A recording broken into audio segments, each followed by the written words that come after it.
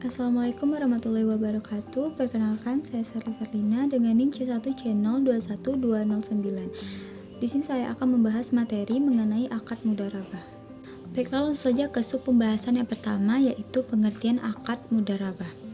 Mudharabah berasal dari kata darb, artinya memukul atau berjalan. Pengertian memukul atau berjalan ini lebih tepatnya adalah proses seseorang memukulkan kakinya dalam menjalankan usaha.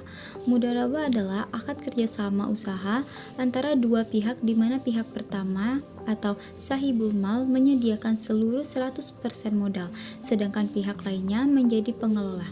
Keuntungan usaha secara mudharabah dibagi menurut kesepakatan yang dituangkan dalam kontrak, sedangkan apabila rugi ditanggung oleh pemilik modal selama kerugian itu bukan akibat kelalaian si pengelola. Seandainya kerugian itu diakibatkan karena kecurangan atau kelalaian si pengelola, maka si pengelola harus bertanggung jawab atas kerugian tersebut. Selanjutnya, jenis akad mudharabah. Yang pertama, mudharabah muthalaqah. Jenis mudharabah di mana pemilik dana memberikan kebebasan kepada pengelola dana dalam pengelolaan investasinya. Mudharabah ini disebut juga investasi tidak terikat. Yang kedua, mudharabah muqayyadah. Jenis mudharabah di mana pemilik dana memberikan batasan kepada pengelola antara lain mengenai dana, lokasi, cara, dan objek investasi atau sektor usaha apabila pengelola dana bertindak bertentangan dengan syarat-syarat yang diberikan oleh pemilik dana, maka pengelola dana harus bertanggung jawab atas konsekuensi-konsekuensi yang ditimbulkannya, termasuk konsekuensi keuangan. Selanjutnya, dasar syariah akad mudharabah. Yang pertama, Al-Quran dari surat Al-Muzammil ayat 20 yang artinya, dan orang-orang yang berjalan di muka bumi mencari sebagian karunia Allah, dan orang-orang yang lain lagi berperang di jalan Allah.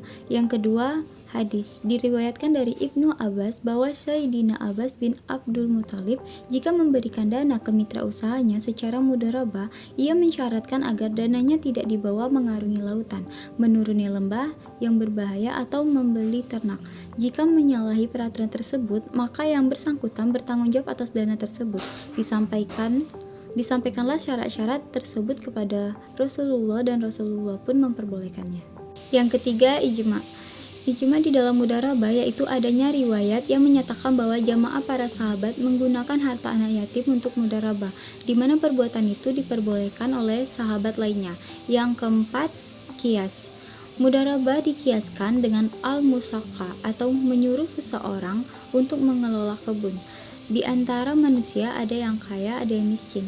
Yang kaya banyak yang tidak dapat mengusahakan hartanya, sedangkan yang miskin banyak yang tidak mau bekerja.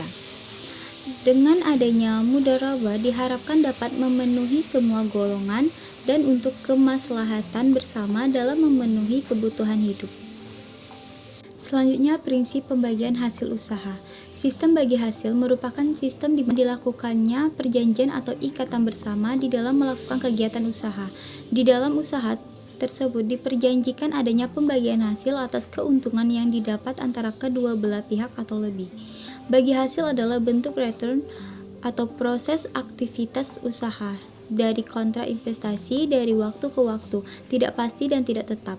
Besar kecilnya perolehan itu tergantung pada hasil usaha yang benar-benar diperoleh dalam usaha.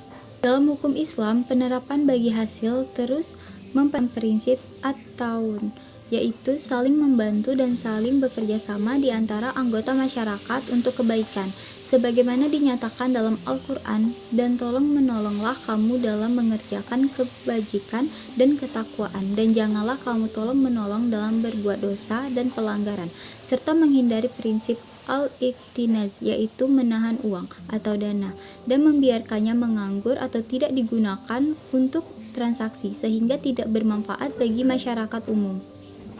Selanjutnya, perlakuan akuntansi menurut PSAK 105. PSAK 105 mengatur pengakuan, pengukuran, penyajian, dan pengungkapan transaksi mudharabah. Pernyataan ini diterapkan untuk entitas yang melakukan transaksi mudharabah baik sebagai pemilik dana atau sahibul mal maupun pengelola dana atau mudharib. Selanjutnya ilustrasi kasus akad mudharabah. Sahibul mal yang bermitra dengan mudarib untuk usaha percetakan selama 9 bulan. Sahibul mal memberikan uang untuk modal usaha sebesar 20 juta. Kedua belah pihak sepakat dengan nisbah bagi hasil 40/70. 40% keuntungan untuk sahibul mal. Setelah mudarib menjalankan usaha selama 9 bulan, modal usaha telah berkembang menjadi 35 juta, sehingga diperoleh keuntungan sebesar 15 juta. Maka sahibul mal berhak mendapatkan keuntungan sebesar 3 juta dan sisanya sebesar 9 juta menjadi hak mudarib. Baiklah, sekian materi yang saya sampaikan. Jika ada kesalahan atau kekurangan, saya mohon maaf. Saya akhiri dengan wabillahi taufiq wal hidayah. Wassalamualaikum warahmatullahi wabarakatuh. Terima kasih.